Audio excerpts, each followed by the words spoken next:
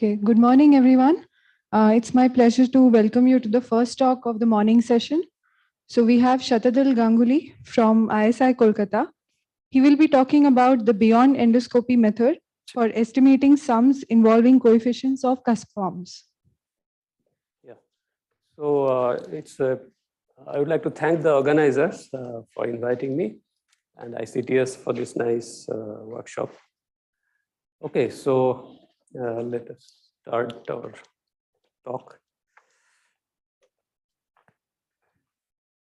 So let me use the middle board. Okay, so I will start from very basic stuff, which are extremely well known. So suppose lambda is an arithmetic function.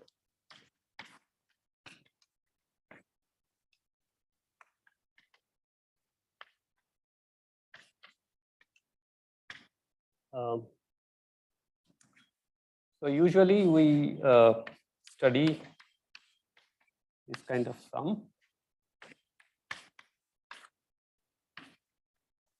We are interested in the growth of this as x goes to infinity. And we have this well-known method that goes back to Herman, that you write s lambda x as, by Perron's formula. Let's call the Dirichlet series d lambda s.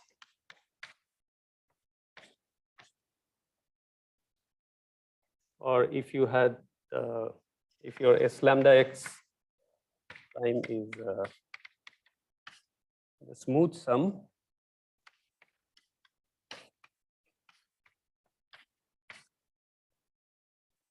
then this by Mellin inversion you can write as d lambda s x power s w hat s, w tilde s. Let's say. So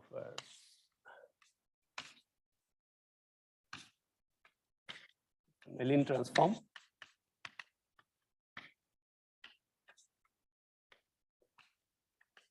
of w, and d lambda is the Dirichlet series.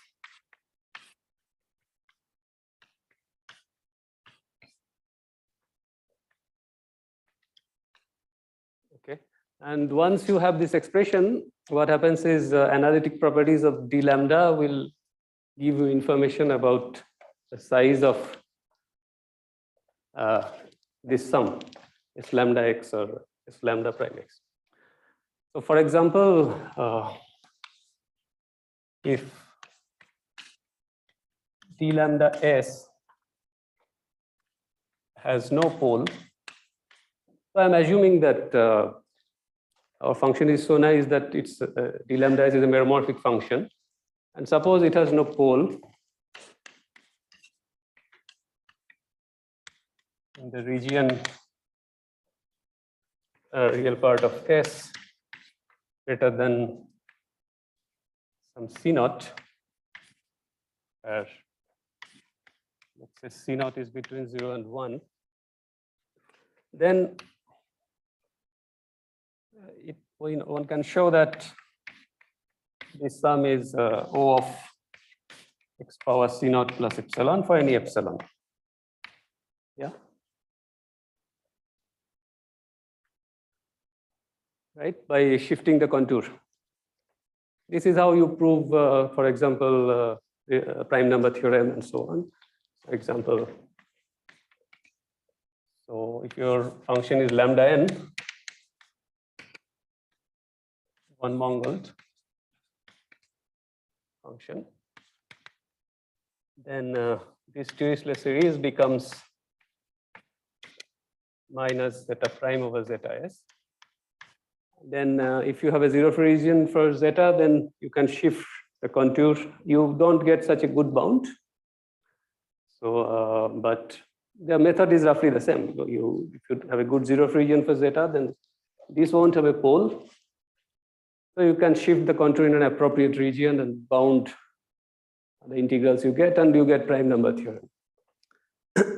Okay, in that, okay, sorry. Here it will have a pole at 1, so you'll get a main term. Right, so if it has no pole, there is no main term, but I don't know if this part is visible. So if this has a pole,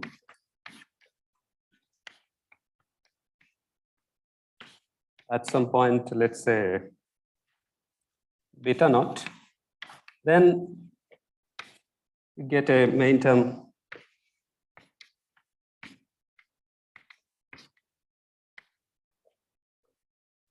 which will be of size x power beta naught if the pole is simple, or there will be some power of log x coming if the pole has some higher multiplicity. Okay, so this thing is well known. This is taught in first course in analytic number theory. Now this argument can be reversed. So let me go back.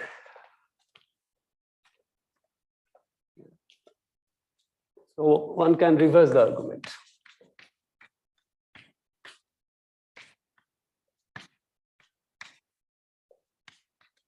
So if this sum satisfies the bound like this, then this has no pole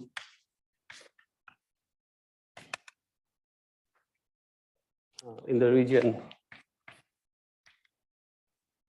real part of this. So let's put an epsilon here for all epsilon in the region greater than alpha.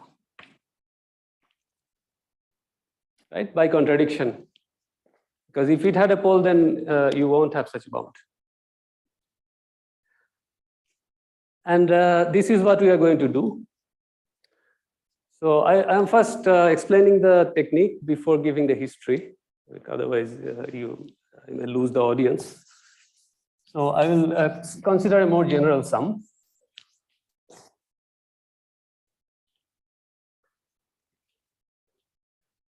So the problem is, how do I know that such a bound exists? So if my goal is to understand the Dirichlet series d lambda, how do I have a bound for this?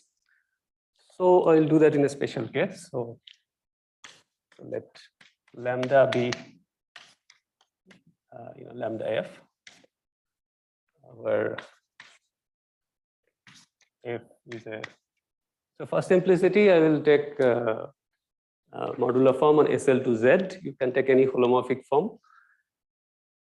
You can also take mass forms, but then there will be a problem eventually. So I will explain that part later. It's a, let's say, holomorphic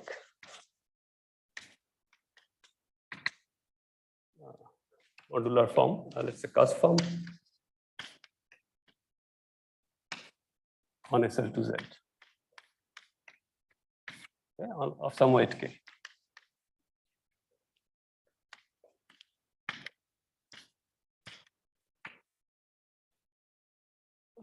And then we are going to consider a sum like this. So S f comma beta, let's say. This is lambda fn and beta n. And then there is a weight function. So everywhere W is a smooth, compactly supported function like this. Let's say this is 1, this is 2. And so this height is 1.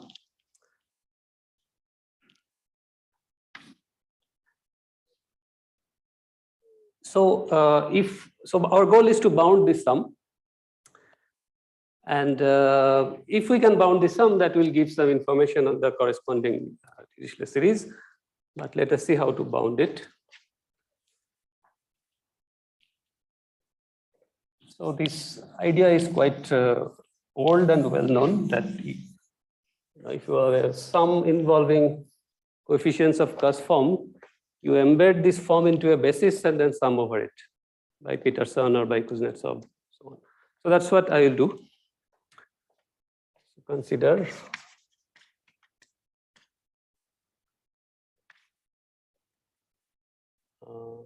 W omega f inverse lambda fm and SF beta x, where f belongs to some basis,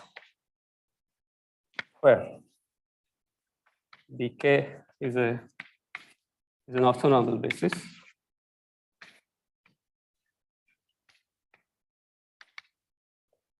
of the space of Cusp form Z, and omega f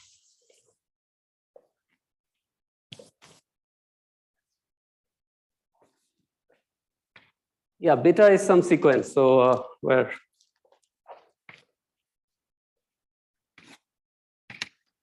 this is some arithmetic function that I right now keeping some abstract function, and eventually we'll see what interesting sequence we can take.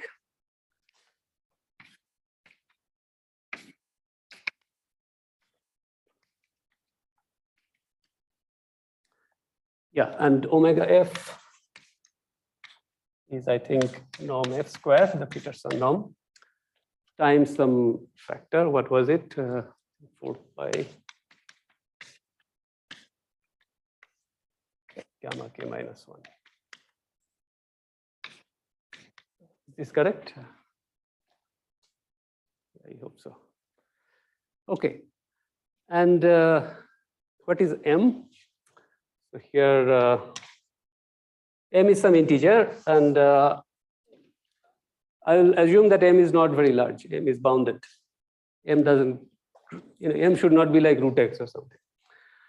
Okay, and suppose we can bound this sum.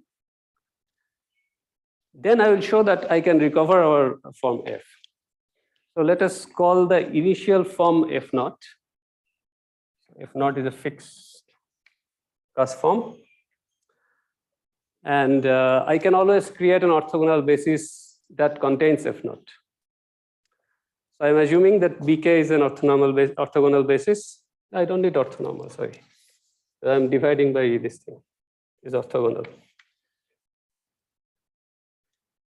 And I'm assuming f naught is a member of this basis.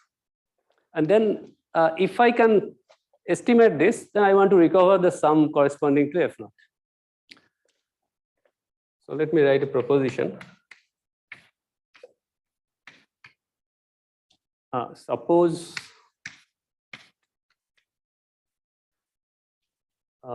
this sum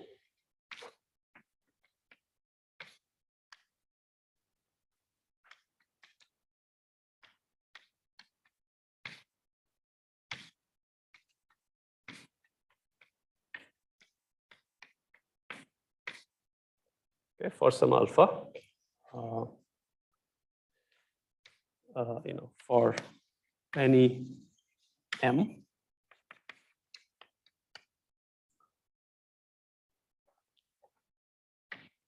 then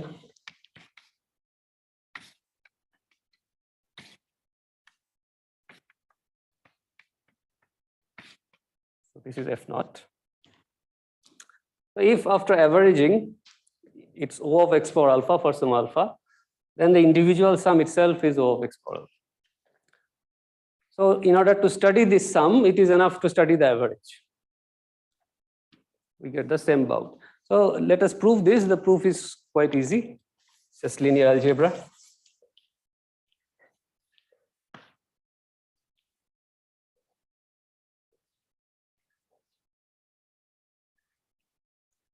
Okay, so what is given here? What is given here can be written in this way. So first of all, since so let's suppose this basis bk is f1, f2, d, and f naught is inside this set. Since this fi's are linearly independent, we can find, since is a linearly independent subset.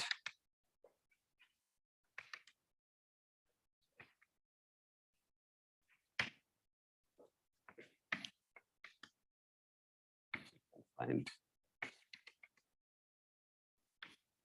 integers m1, m2 up to md. So this, see, for us, the weight k is bounded. K is not increasing with x. So therefore, everything that depends on a basis, all these numbers will depend on the dimension, etc., but they will be of 1. They have no dependence on x. And find m1 and md such that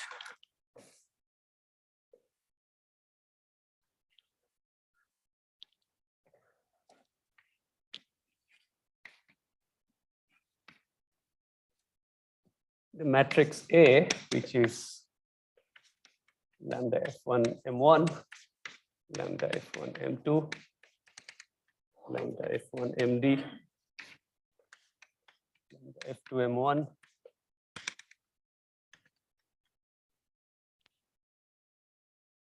up to lambda fd m1 to lambda fd md. So that this matrix is invertible. So this is not hard to prove. This is just a simple exercise in linear algebra. Okay. And now what our assumption says is basically, okay. So I will just use this matrix and I'll put a column vector.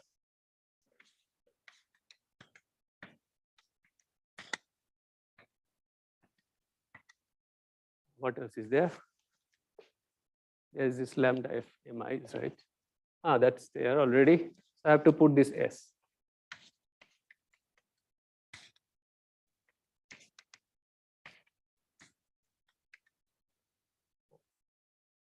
Sorry, this is a column vector. So s fd beta x.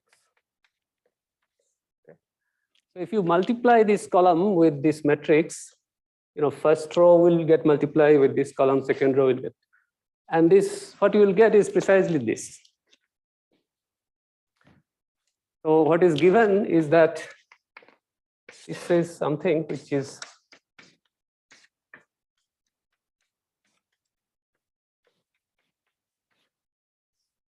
right. Yes, Alisham.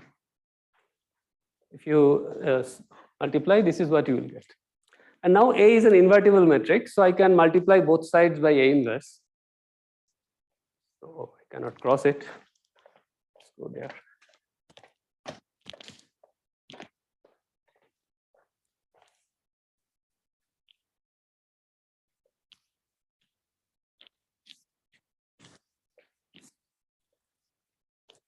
So multiplying by A inverse, get S fi comma beta x of x for alpha for all I. So in particular, f naught is one of these fi's.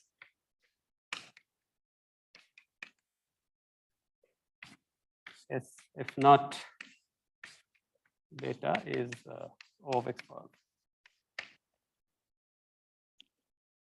So what we have proved is that if you want to study this sum, it's enough to consider this sum over f. That's what we have shown. Okay, and now recall Peterson formula.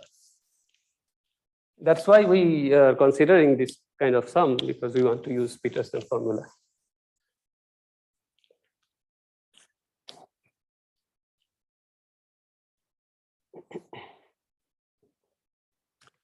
So Peterson formula.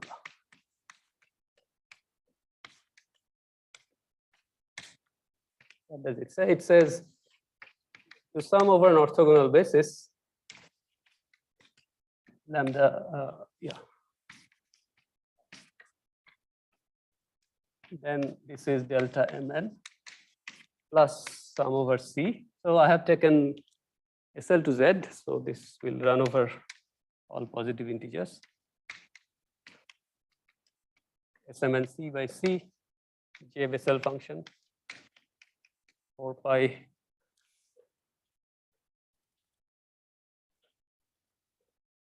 square root of Mn by C.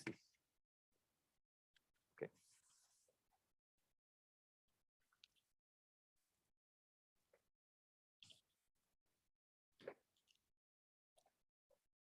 So now using Peterson formula, we earlier saw that it's to study this we have to study the sum over f, and the sum over f using Peterson formula.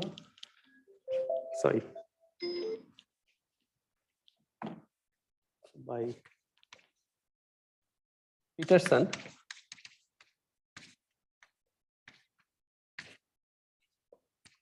is enough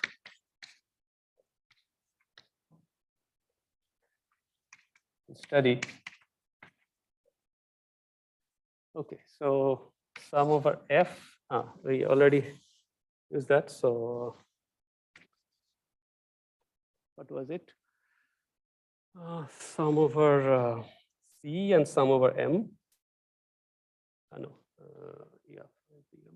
So what was the expression? We were starting with f, and then we had SF beta x, right? And that is what? That is omega f inverse, and then lambda Fn lambda.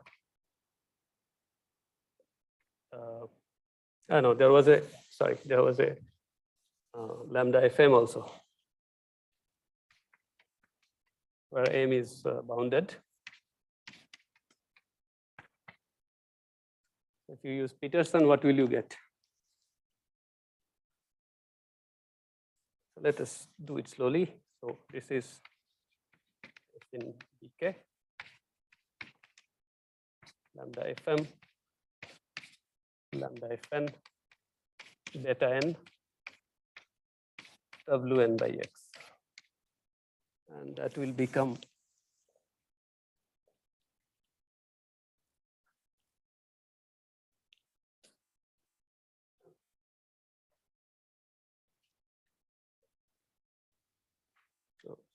so now you see, because of this W function, n is of size x, and m is O of 1. So therefore, m and n can never be equal, because for us, x as a size x is going to infinity. So this delta mn part will be 0. So I will get sum over c and sum over n, and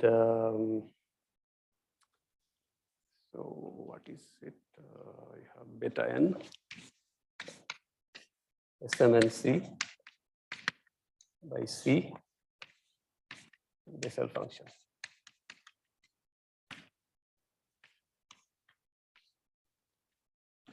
Okay. So it's enough to study this where m is bounded. If we can show this is O of x power alpha, then our original sum is O of x power alpha. And now how to analyze this? So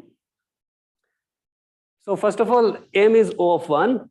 So if you assume m to be equal to 1, there is not much loss in generality. So 1 we can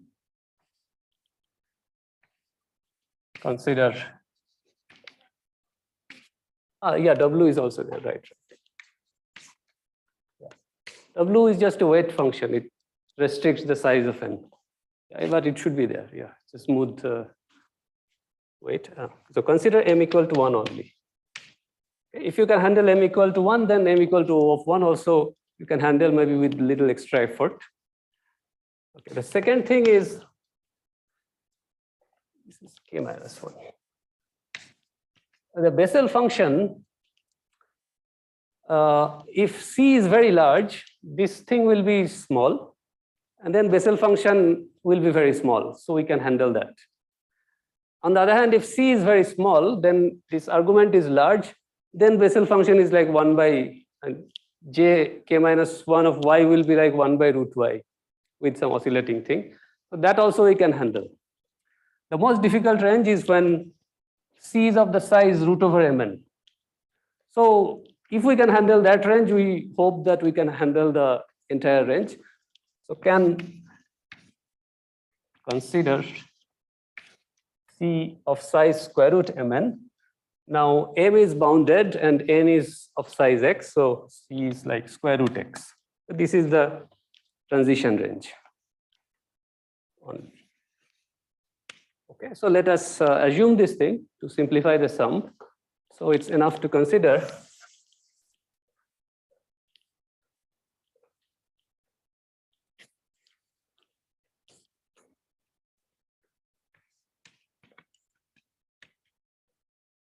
So when I say enough, what I mean is if you can handle this, you hope that you can handle the actual thing. I'm not saying that this will prove the what you want to prove. Yeah, it's enough to consider. I'm now restricting the range to be this 1 by C and sum over n. Beta n S1 and C, I'll write N1C, the same thing, Wn by x. And now, you see, suppose you have some bound for this. And suppose you are not able to take advantage over the sum over C, or you don't want to take advantage, then the sum over C you can bound trivially. That will give you as a constant. So if you don't take advantage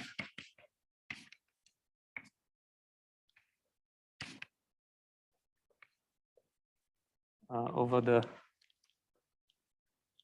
advantage of the sum over C, then it is enough to consider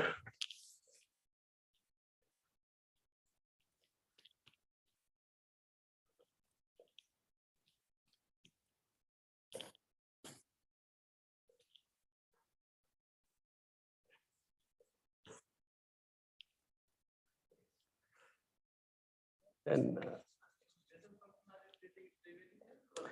yeah, so in the transition range, Bessel function doesn't have oscillation, so I am ignoring that. Yeah, in reality, you cannot do that, but for simplicity, I am doing that. Yeah. I mean, if it works here, then it should work in the K fixed. K, yeah, that's crucial that K is fixed. K should not grow with X. That's important, yes. Then it is enough to consider this sum.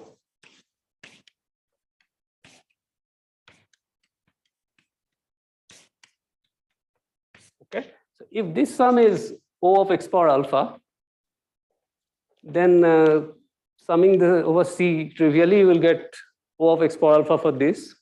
Therefore, by Peterson, you will get O of x power alpha for this. And then by that linear algebra, you will get this sum is O of x power alpha. So in other words, we started in our original sum was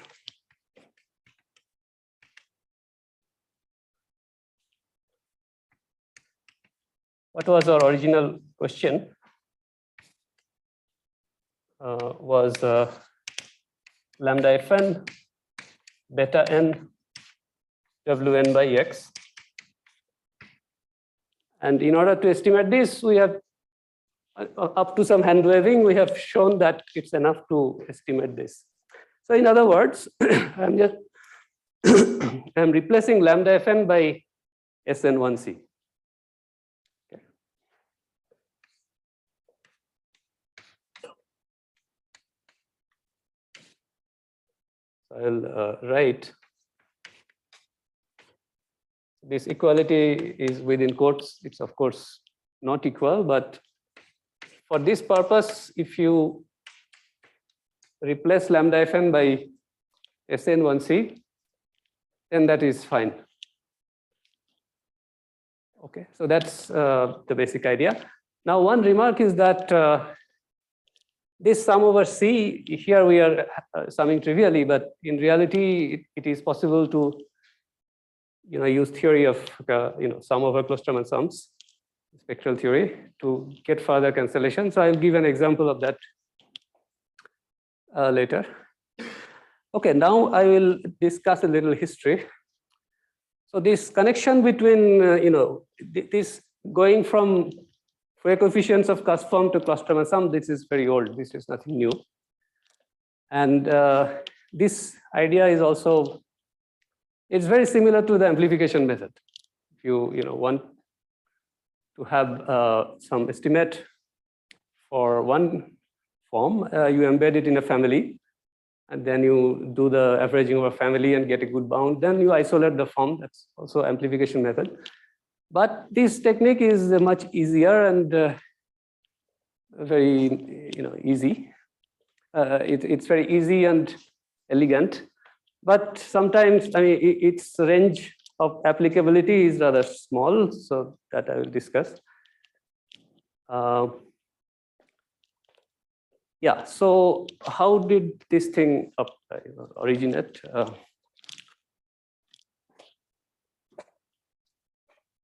So this thing.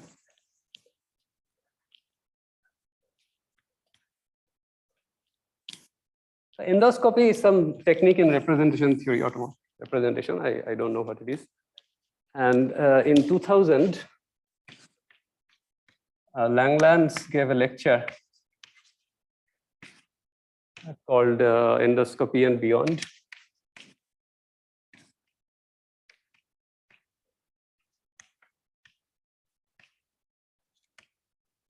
And then shortly after that, okay, so what was Langlands' original idea?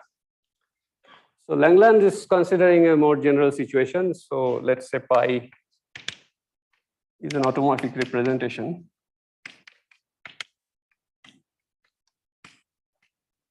Yeah, GL2 of Adels. And rho is some representation of GL2 to GLN.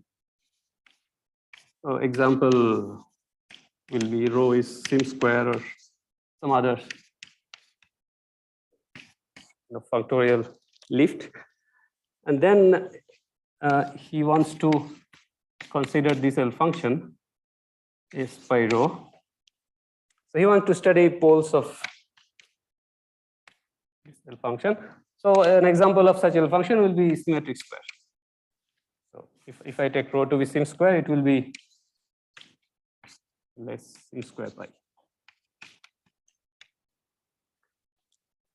So often the high symmetric powers of GL2 forms have poles. Not often.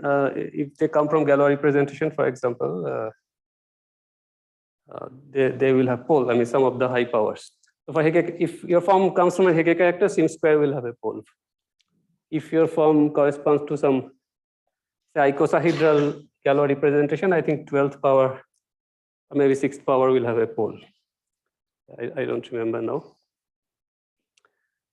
And he wanted to study them using this indirect method. So he suggested that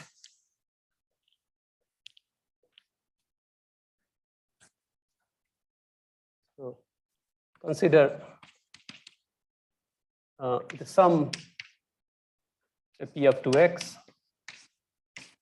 AP pi rho. These are the coefficients of the L function. You multiply by log P, and then you divide by x.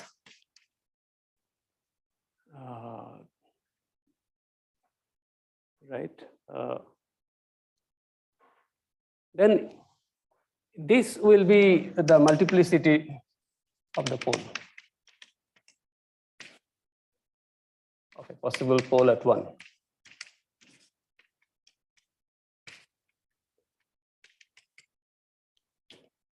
And then his idea is to study this, you embed pi into a family and apply trace formula, and then you get some exponential sum and then study them. And after that, Sarnak wrote a letter to Langlands. It's available in Sarnak's webpage. Yeah. Yes, thank you. So Sarnak's letter basically says that, well, instead of summing over primes, it is easier to sum over integers. So you can, as I was explaining in the very beginning, that if you have good bounds on a sum, that means the corresponding Dirichlet series doesn't have a pole. So Sarnak's letter is very nice. You should read it. It has many interesting ideas. So replace sum over p by sum over integers. And then he shows that ls pi, the L function of pi, GL2, that doesn't have a pole. By doing this kind of trick, you instead of Peterson, he uses Kuznetsov. It's a general representation. So Kuznetsov formula is similar to Peterson formula, except you sum over the full spectrum, and the right-hand side will again be a sum of Klosterman sums, but with more complicated transforms. And now, using this kind of argument, the average over pi, that you can bound. In the right-hand side, you can bound. But it's not clear to me how to isolate one form from this whole spectrum. So that is somehow not addressed there. And so that's what I was initially talking about. When you have mass forms, the difficulty is that the right-hand side, the geometric side, you can bound, probably. I mean, in good situation, you can bound them. The difficulty is to isolate the form. Here we are dealing with a finite set, so it's just linear algebra. For the mass form case, you can vary the test function. The Kuznetsov formula, you have a test function, and you can vary it, and you can probably localize it somewhat. But how to isolate one particular form, I don't know. I haven't understood. And then Sarnak also suggests proving that sim square of pi, ls sim square pi doesn't have pole unless pi comes from these Hecke characters. He gives a sketch, and in Akshay Venkatesh's thesis, this is done. And Sarnak also talks about what happens for symmetric cubes and higher power. So in those cases, the Klosterman sums become difficult to handle. So that has not been done. That's too difficult. And then I think there were some other works.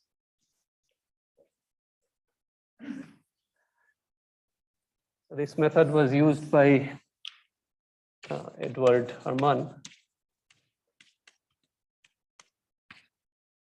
I think around 2010 for Rankin-Selberg L function. So what he does is he sum over both f and g after writing the L function. So he gets two sums of Klosterman sums, and it becomes very complicated. He handles them, and he showed that the right-hand side is small. So on average, you get analytic continuation. The problem is how to isolate f and g. And also he is using Kuznetsov. So that is not done yet. And there is another paper by P.J. White, where he applies this theory for some base change L functions.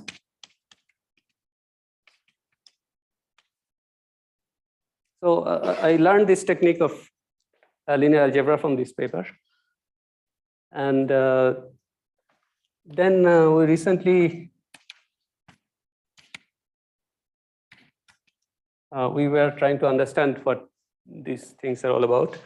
So we wrote a paper, I think this is 2019. So we again studied ls f cross g. Rankin-Selberg, but we sum over only one form. Okay. So we are in the situation we are describing. And we also consider only holomorphic forms, in fact, level 1. Say higher level can also be handled, provided level is bounded. And as you can see, if you sum over one form, you'll get Klosterman sum and lambda gn. So here I have stopped that it's enough to consider this. But now the question is, for what beta n you will get good bounds. So in our case, we will get lambda gn, beta n is lambda gn. So when you have a GL2 coefficient and Klosterman sum, that's a very nice situation because you can open the Klosterman sum and then apply Voronoi, and then you will get a Ramanujan sum. And so that's how we can prove analytic continuation. So we have two papers. The other one is 2. So in the first paper, it is not all the way up to half, but in the second paper, we go up to half. And you also get a main term. When G is equal to F, this method will also give you the right main term. So we avoid all this usual method of proving, using Eisenstein series and so forth. It gives an easy proof. And okay, so now let us discuss some more examples. Yeah.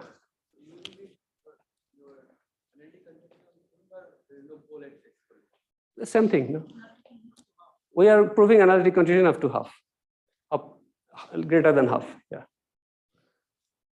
And if G is equal to F, we have a pole and with the correct order of correct size of the residue, we can also get that. So, okay, some more example. GL3. That we will have to see. I don't know. So recently, Ratnadeep Acharya used this kind of technique to prove that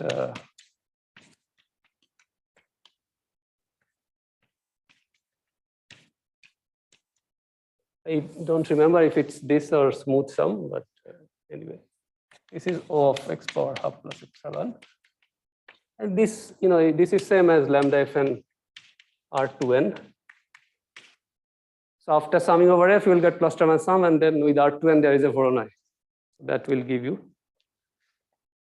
And okay, so now I will discuss something new. So let us take beta n to be some lambda g of n plus 1. Some other form. So I am looking at this usual shifted convolution sum situation.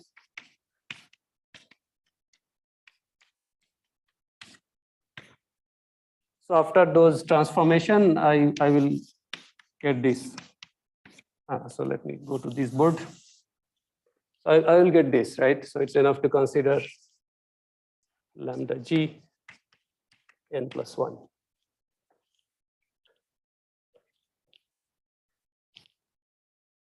Okay. Now I make a change of variable. I write n plus 1 as 1. Okay, I will forget this sum over C. If I bound trivially, that will be gone. So I'll get lambda gn s n minus 1, 1c, w n minus 1x, right? Now if you open the sum, open the Klosterman sum, you will have, oh, there is a sum over C is gone. Okay, so A mod C, you have E of A bar from here and minus A from here. And then you have sum over n, lambda gn E of Na by C.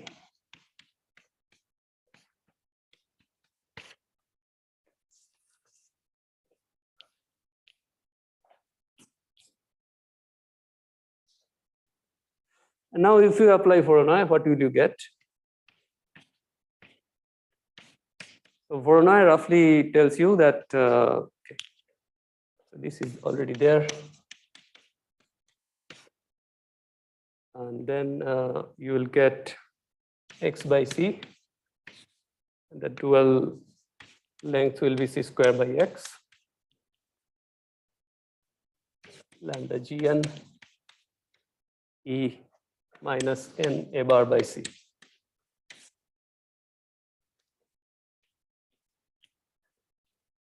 Okay, but okay, let's do this. So this is x by c, and what do you get here? Lambda gn, and you will again get a Klosterman sum. So minus 1, 1 minus n, and c. So I'll write it as n minus 1, 1, and c. Right? Is that correct? N will be right. Yeah. Now recall that our c is of size root x. So this dual length is very small. So n will be up to x power epsilon. And here c is of size root x. So this will be c is root x, x power half. And suppose you use well bound, you will get square root of c, which is x power 1/4. So you'll get x power 3/4 if we use well bound. And you see, since this sum is very small, you can take G to be mass form. There is no problem because you don't need to have Ramanujan bound or anything. Okay, but in reality, you can do a little better because here we didn't take advantage of the sum over C. If you actually do it seriously, like we did in our paper, so you'll have this Bessel function. When you apply Voronoi, you have this Hankel transform and so on. And you'll have to write certain things as gamma integrals. Finally, what you get is something like this. You have two sums. Let's say sigma and say gamma. And we have these various gamma ratios, I think 3, which can be handled. And then we have a double sum over C and M. And you have lambda gm, m power 1 plus sigma. And okay, I'll write it in the next slide.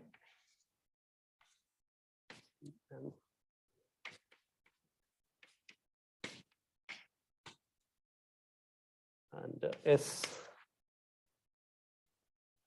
Okay, I was writing n, right? So n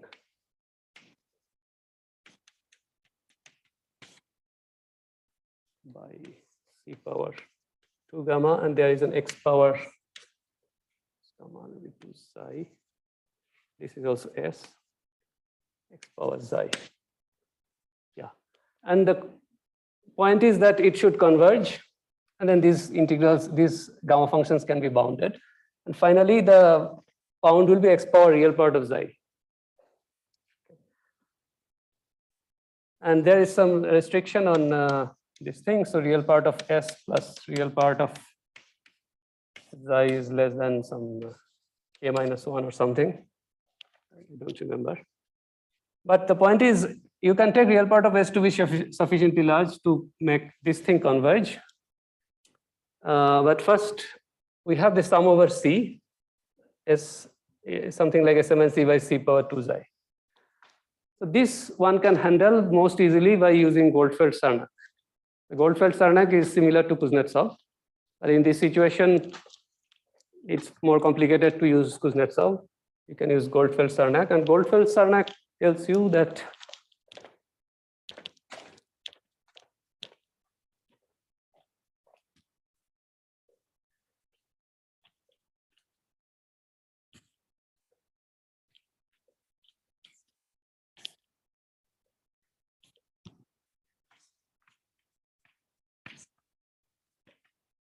This is an old paper in Inventionist.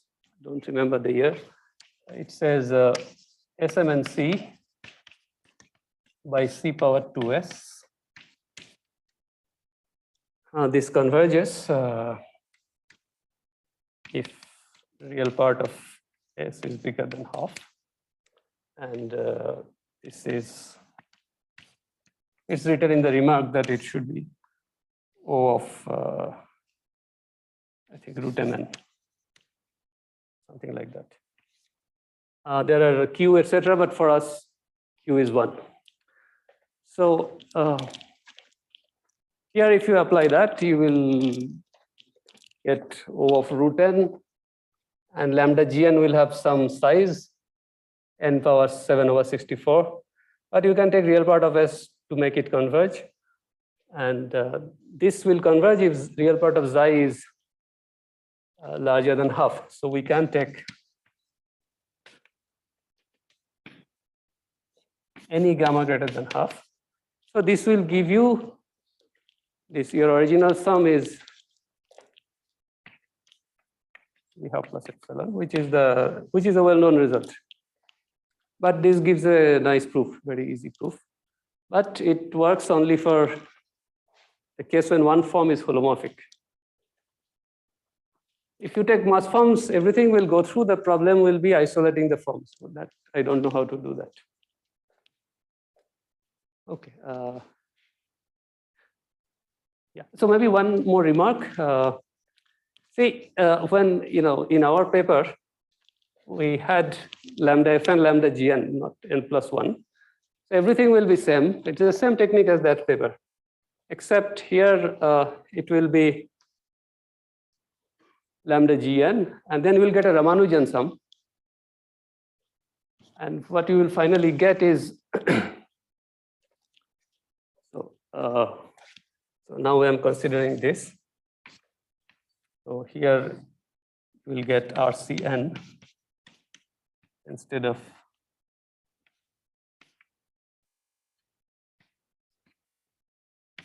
Sn minus 1, 1c. Now RCN minus 1 actually. Yeah. Now when n is equal to 1, RCN is quite large. It is like C. So you will get a main term. So you may get scared that we are getting a main term. But what happens is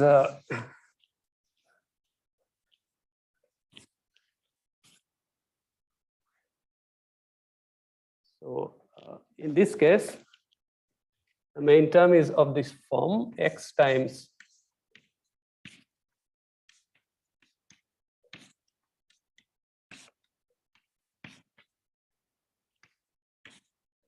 now if the weights are distinct, this integral becomes 0.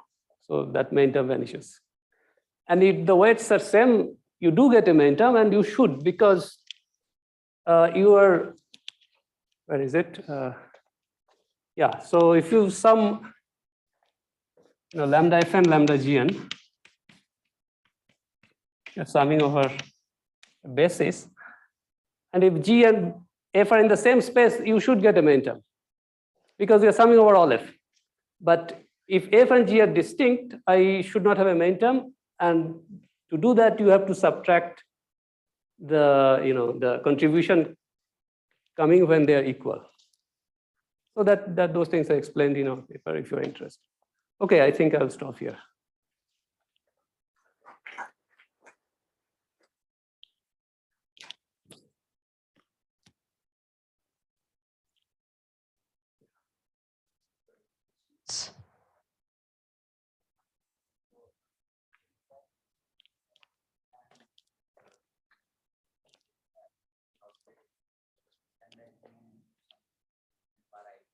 No. Yeah, that's a good suggestion. No, I was trying to use other coefficient. So far, all the results proved using these techniques can also be proved using other more standard methods. That will be interesting. That's true. Yes, that we can try. So I was checking with Gopal when beta n is chi n. but it doesn't look that promising.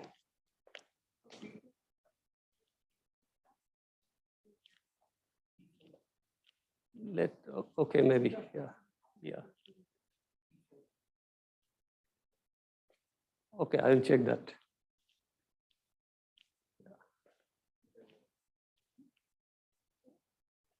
Yeah. Expected bound where?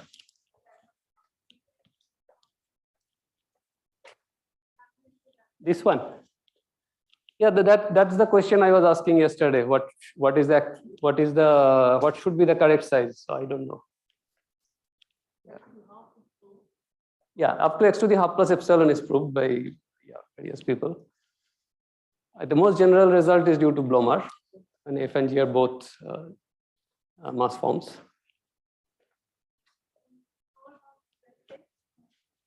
I don't think there is any known lower bound. There shouldn't be any lower bound. Yeah. Yeah. So whether it's, I don't know.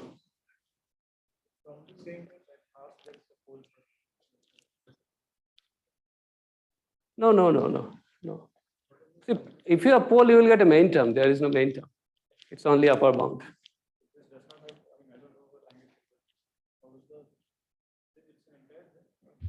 I don't know.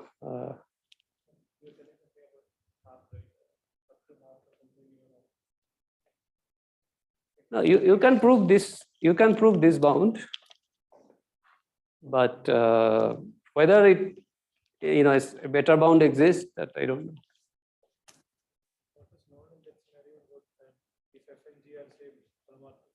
Yeah. Oh no, that is known. That is known. That is entire unless f equal to g. So, yeah. But this is for the shifted convolution sum, you won't get L functions. Yeah. So so originally this beyond endoscopy thing was meant for studying poles of L functions, but here there is no L function. You can use it in other situations.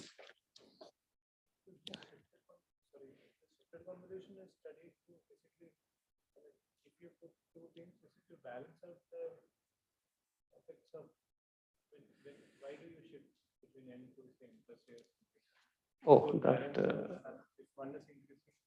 No. It's simply that they should be uncorrelated. So whether there should not be any correlation. So you expect cancellation. The question is whether you can prove it. Yeah. There are lower bounds. Oh, there are lower bounds. Can you ask him reference? You can speak in mic.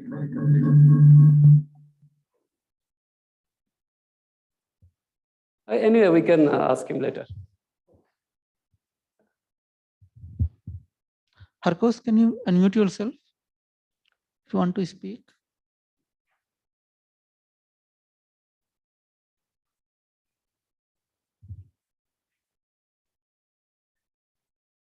No response. No, okay. You can, okay, anyway, we can discuss later. Yeah. So Gergely Harkos has written that apparently there is lower bound. So I don't know the reference. I will ask him. Which case?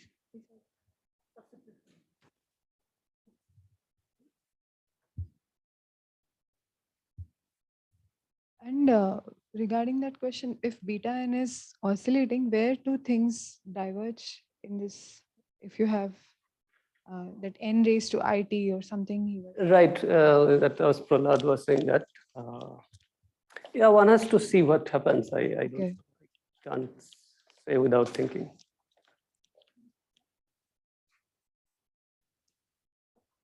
Okay. Yeah, I should want to add that it's not an extremely novel thing. It's a well-known technique. It's just a rearrangement of known techniques so that certain things can be proved in a very easy way. That's all. Any more questions from the audience? Yeah. Yes. No, there is a sum over C. Now, C in this situation goes from 1 to infinity. But as I was explained, the most difficult range will be when C is like square root x of the size of n. C is yeah, but n is in a, you can think of n between x and 2x.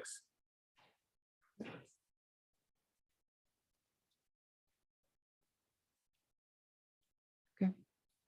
Any further questions? All right. So let's thank Satadal for a very nice talk.